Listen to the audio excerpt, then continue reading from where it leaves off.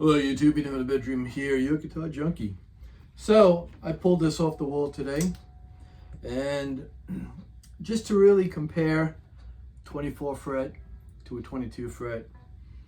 It's funny, I started with a 22 fret, worked my way up to a 24 fret, played that for years, went back to a 22 fret, played that for years with my band, went back to a 24 fret, and when I grab a 22 fret, I seem to be a lot more comfortable. And just like having the gems that I had with the vines of life going down the neck, all that busyness was just messing me up. I need to see side markers, and I need to have something on a fretboard, you know, something that really stands out. Not anything too fancy like the gems that I had. I just couldn't read them. It was just too much. And yeah, that's just me. So I have three guitars that have 24 frets, and basically all my others are 22 frets. And again, when I go to play, for whatever reason, you know, I see that area right here as I'm coming down from here to here.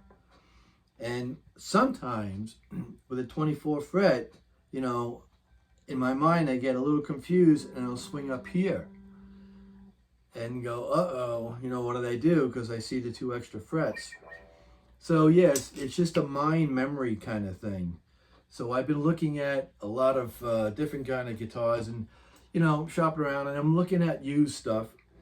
And it doesn't tell you, you know, you don't know because it's used exactly what pickups are in there. So as soon as I see something, I copy and paste it and go right over to YouTube. And they'll say, okay, well, all right, so this is a such and such guitar, and you've got a Floyd Rose, you know, 1000, you know, original, whatever.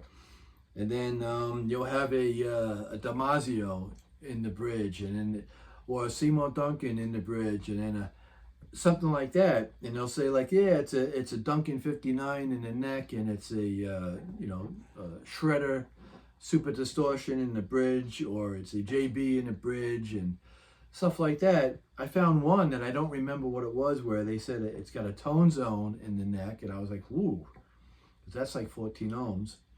And then whatever in the neck, like a jazz pickup in the neck, and I was like, I don't know if that's going to balance out. Of course, they say it balances out just fine in the video. But when I'm trying to see other videos and learn about the guitar and find out what the, you know, what kind of, you know, did it have a 5-way, is it a 3-way, dual humbucker, what are the pickups in there, is it a Floyd Rose, is it a Floyd Rose, you know, 1000, Floyd Rose 1500, Floyd Rose Special. It doesn't matter to me because they're all the same. They all work just as well. I could pull out a guitar with a Floyd Rose Special, and I've had a couple, and they work just as well and stay just as in tune as a German-made original Floyd Rose. And I've had them too. So, you know, my gripe about the whole thing, should I say, my rant for today, is a couple of things. One thing, they always play through a processor. It's either some kind of multi-effects, like a Helix, or a fractal, line 6, something. And that drives me nuts because, again, I said it so many times, you could take a $99 piece of junk guitar from Amazon and play it through that, and it's going to sound amazing. It's going to sound super. So you really can't tell how the pickups sound. I want to hear the guitar going through, you know, an amp, maybe with an overdrive or a tube screamer in front of the amp, you know. That's it. I don't want to hear it going through a processor. That's my one beef. The other beef is that they have, you know, it's either a processor like that, some kind of modulated board, or it's the computer. drives me nuts. And the guy's playing it, and they're like, "Oh, that sounds really good. What's he playing? It sounds like an old Fender amp." He says, "Yeah, well, this was a Fender, reverb, and now I'm going to." He pulls the mouse out, and now I'm going to switch it to a '57, Marshall Plexi, and I'm like, "What?" Again, and then he goes, "Oh yeah, the pickups are really bright." Well, how the hell can you know, really? And if you know who I'm talking about, you know what I mean? And I like them. I like their videos. But what is it, Steve from Boston or something like that? Just play it through a freaking amp, man. Just all this, digital stuff, and then everything is digitally remastered, and it's tweaked and it's edited, and the raw deal is better. So yeah, it's either a processor or it's a computer going into a computer and coming out of speakers or into their headphones, really, and into the recording unit. So it's not like it's even mic'd or picking up the mic on the camera. So that's my one big beef. The other beef is that every time when someone goes to play something for you to hear it, this is what they do. All the time. Okay, well, this one here, this is the super distortion pickup in the bridge, and it sounds like. And then, this is the Duncan 59 in the neck. They all have to do that slide down. Oh man, it just drives me crazy. Yeah, and that's just me. That's the way I am. So I just had to do that to see if it splits, because I don't remember, because I don't use them. I'm just always curious on what guitars have it and why. Why put a splitter? Just make it out of phase. That's the other thing. But that's something else. So maybe the third thing now that really annoys me is the faces. Oh man. Hi, I'm Jonathan. Today's guitar is blah, blah, blah, blah, blah, blah, and here's how it sounds. And he's like,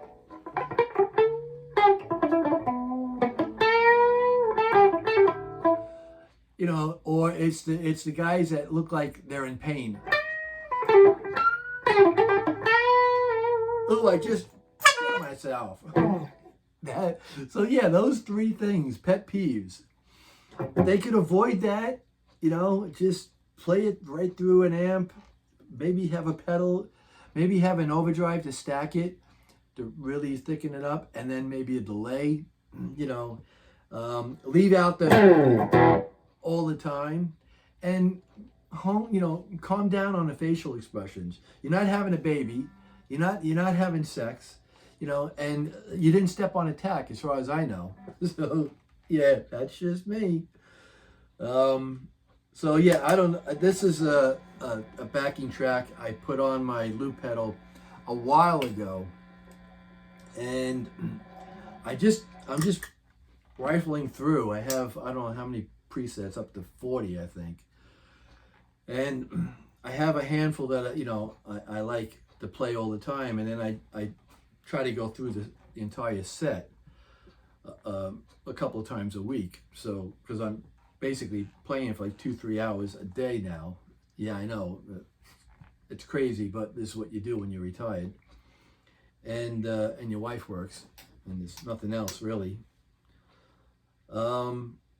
Yeah, and I had a handful, like 5 put together, where I was going to the guitar store, Hank's Guitar Shop, on Sundays in Clearwater, Florida, where it was like open mic on Sundays between 1 and 4. So he asked me there a couple of times, and said he was doing a Facebook Live, next Sunday, and blah blah blah. So I went there, and it seems like they're not my audience.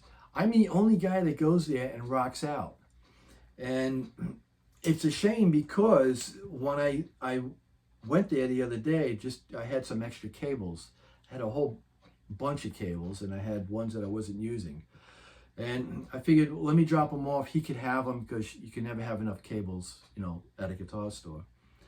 And I was speaking to the guy there. I don't want to mention any names, but I said to Liam, I said, hey, I only, the last time I played here, you know, I had like 2 guys going crazy when I was, you know, because I'm playing dirty and a little loud. I try to don't make it too loud. I said, and only 2 guys were like going crazy, and one guy like, you know, yelled out like, holy cow, when I did my Hendrix song. And I said, it's you know, I don't know. I kind of, unless I'm asked to come back to play, or unless someone says, hey, what happened to that rocker guy? You know, I kind of feel funny. And he flat out said to me, well, you know, that kind of music isn't for like an open mic, or, you know, this is more like coffee shop kind of music. You know, I'm like, yeah, fun strumming, folk singing, you know, country picking. And one guy even said, when someone went on after me and just was playing an acoustic fun strumming, that's the way a guitar should be played. And I was like, yeah, well, f you, dude. You come up here and do what I just did. You know, and I'm like, yeah, they're quick to criticize, but I don't see anyone else doing it. And if it's a music store, if it's a guitar store, it should be all genres of music. It doesn't matter. It doesn't matter if someone comes in there and starts laying down a metal riff. If someone comes in there and starts doing Stevie Ray Vaughan, or someone comes in there and starts doing Hendrix, like me, or, you know, my own rock stuff, my own stuff that I take backing tracks and I make stuff up to it. And, you know, it should be an invitation for other people to say, oh, look, you know, he doesn't have an acoustic, he's got an electric guitar, and he's playing with some distortion, and you know, maybe I'll come down. It might encourage more people to come down and play. And the more they come down and play, the more they're going to bring, you know, attention to the shop, bring traffic into the store, and maybe sell the stuff that they have. I don't know. But, yeah, so that was another rant. Let me put this thing on and make some noise, and everyone can complain about it, and we'll see what happens. So I think the intro is a little bit long before it starts. Why? I don't know why. I don't know what I'm doing either.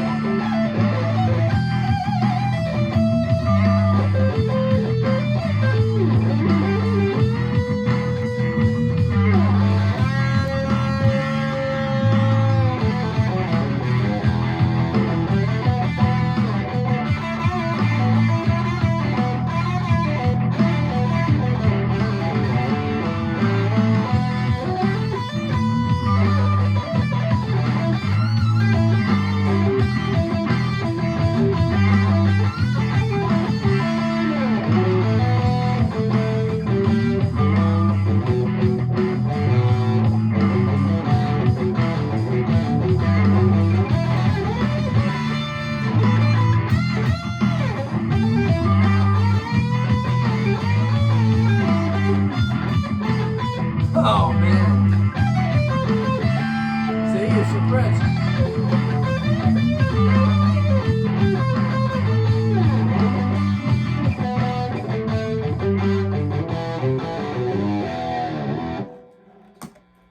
If I see, it was the frets. I think I just should stay away from 24 fret guitars from now on. When I came down here for this spot right here, I almost went past it to go here again because of the 2 extra frets. Stupid, right? I don't know, but it happens. And then when I came and I caught myself and I stopped. Then when I came and I actually did it, I was like, oh man, I was here instead of here. I was before it. So I almost went after it the first time, and then I went before it the second time. I stopped myself, you know, the first time. The second time, yeah, I was lost. So, yeah, it's a shame because most of them are, you know, it's the ones that I like are 24 frets. And I'm just trying to find something with a maple fingerboard.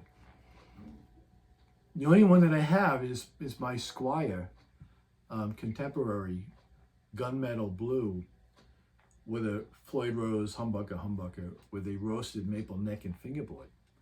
So, yeah. And when I'm looking and I'm seeing these maple neck guitars, I'm saying to myself, and what do you want today? Well, damn, man, how come they can't put stainless steel frets on every guitar? Hey, I don't know. And why can't they roast or caramel or bake every maple neck and fingerboard? Hey, you're asking me? That's what goes in my head. You know, from the right side of the brain to the left side of the brain. Like, what the hell, man? Why can't every neck be roasted, baked, carameled now? Why can't they put stainless steel frets on every guitar? If guitars off of Amazon can do it, right? And now all of a sudden, because of the rosewood scarcity in America, all of a sudden Ebony is like the next best thing. Meanwhile, Ebony used to be, if you wanted a guitar with an Ebony fingerboard, it was more money. You know, now all of a sudden it's on every guitar. Like, what the, and I prefer Ebony myself, you know, and then maple second. I just like the darker look, I like the smoother feeling, and I like the brighter sound, you know. I think Ebony is better on a guitar, in my opinion, that I like, and then maple, and then rosewood when I have to, you know, kind of. So yeah, that's all I got to say about that. Life is like a box of chocolates. Why did I say that? I don't know. Thanks for watching. Have a good day and a better tomorrow.